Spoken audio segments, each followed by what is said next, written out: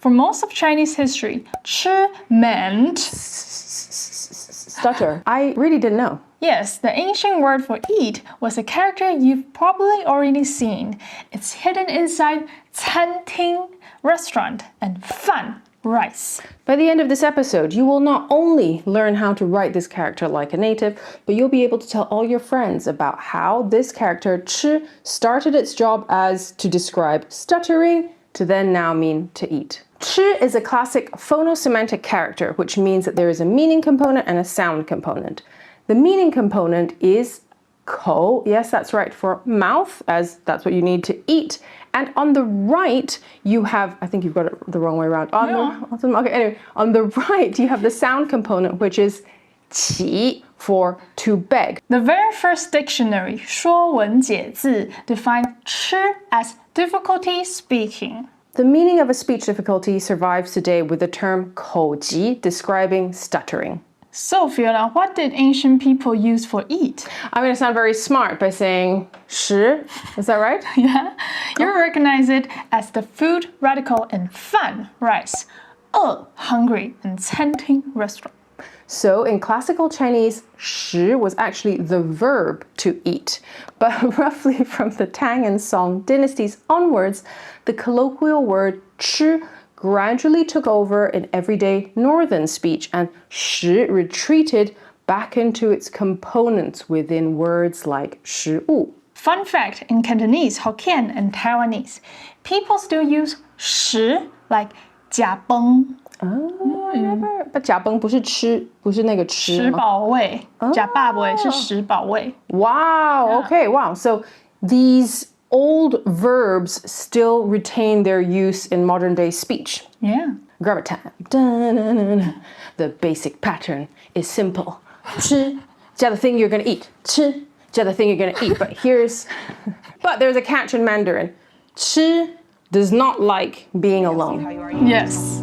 No one likes to eat alone. Yeah, that's a good way to remember it. So if you're not talking about a specific food item like 吃面包, 吃蛋糕, and you just want to talk about eating in general, you would have to add 吃饭.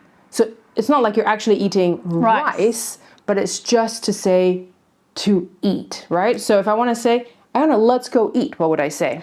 我们去吃饭吧. Again, so 吃 plus the thing you're going to eat. 吃 plus the thing you're going to eat, or just add 饭. And this gives us a common culturally important sentence in Chinese. 你吃饭了吗? Have you eaten?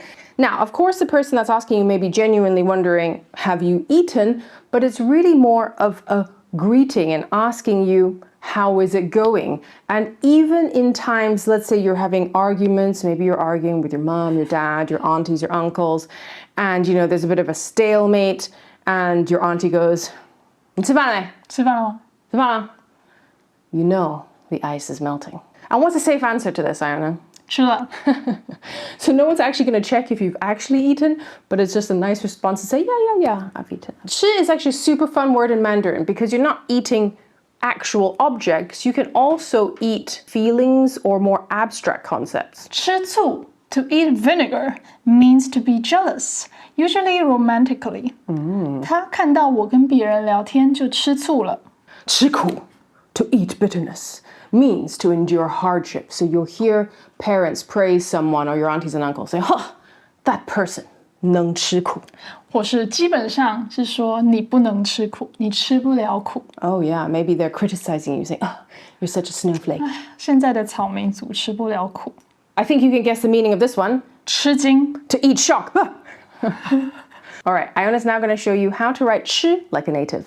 Okay, friends, let's write 吃. So let's take a look at it first. You can see here is a small 口，小小的口在这里. And then upwards, there's a 2 stroke here. And then there's a E. It's a big stroke, and you can see it took a big part of this character here. So remember, you can see the guideline here. Everything is in the center, but some of it is move towards this side and this side. You can use the guideline to help you figure out where it is. Here, 1, 2, 3, 4, 5, 6. Yay! Ko, we can write it like this. 2 stroke. and then the big stroke. So small, small, big. Small, small, big.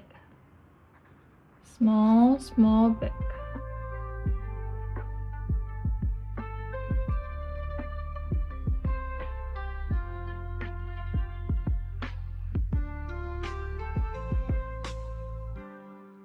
It's got two parts here, 1, 2, and then in this, the right hand side, you got two parts too. So in a square here, you can see 1, 2, 3, 3 parts. We hope you enjoyed this episode of Decoding Chinese. If you want to learn more, go download the Skritter app. Don't forget to subscribe so you can catch the next episode. 我们下次见，拜拜。 Bye. I want to do grammar time. Grammar time. 吃加一个东西，吃加一个东西，吃不能单独用，其实好像也可以吗？